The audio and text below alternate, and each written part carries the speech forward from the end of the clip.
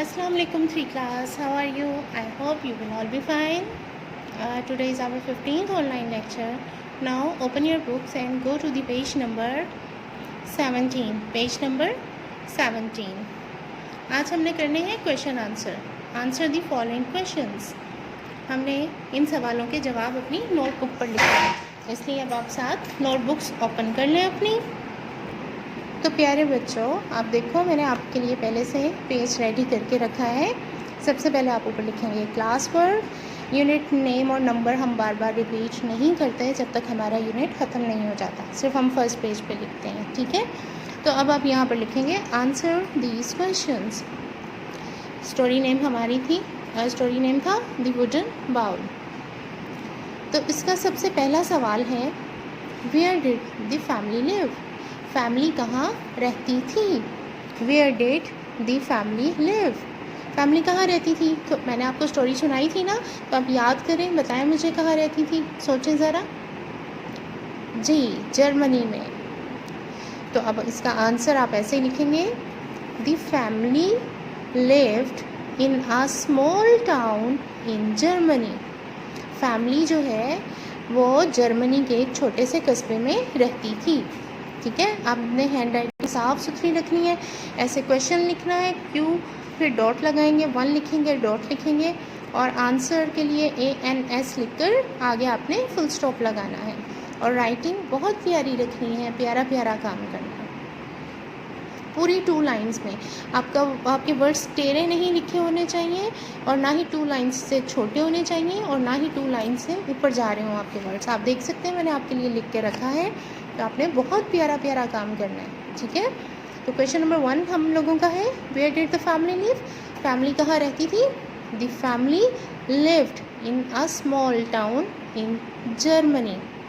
Question में did है, तो आंसर में हम second form of verb use करते हैं, इसलिए हमने यहाँ पर लिव्ड लिखा है. अब आगे है हम लोगों का question number 2.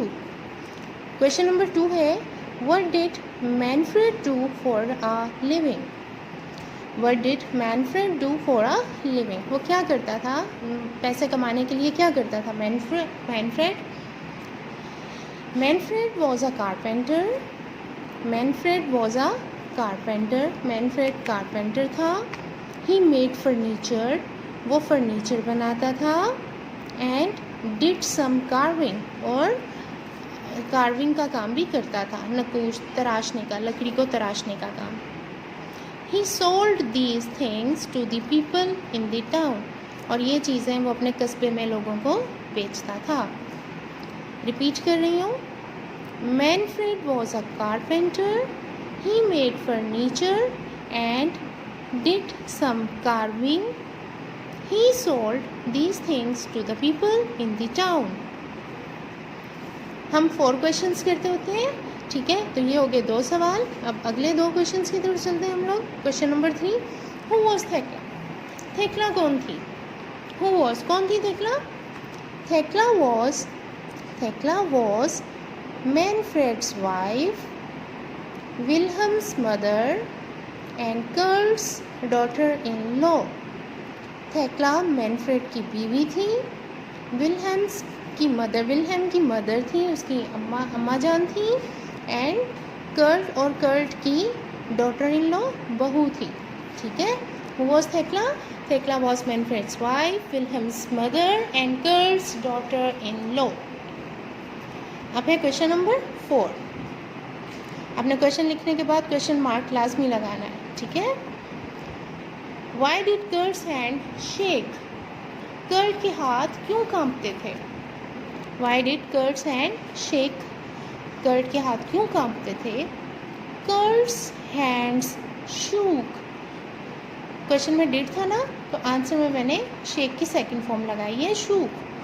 कर्ट्स hands shook because he had grown old. उसके हाथ कांपते थे क्योंकि वो बूढ़ा हो चुका था. Kurt's hand shook because he had grown old.